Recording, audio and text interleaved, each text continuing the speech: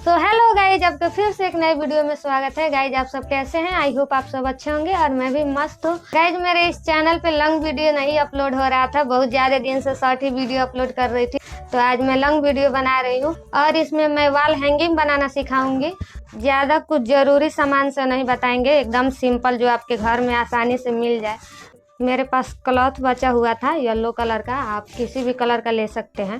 और एक कार्डबोर्ड है, इसको हम राउंड काट लेंगे। तो चलिए अभी वीडियो में बने रहिए, आपको दिखाते हैं। चलिए वीडियो को स्टार्ट करते हैं।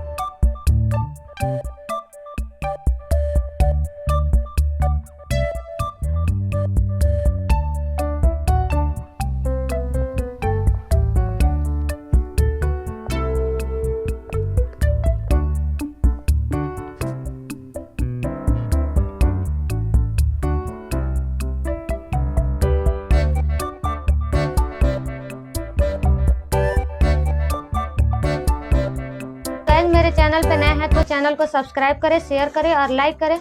और वॉल हैंगिंग कैसा लगा कमेंट में ज़रूर बताइएगा। तो चलिए फिर मिलता है किसी नेक्स्ट वीडियो में, तब तक के लिए बाय बाय, टेक केयर।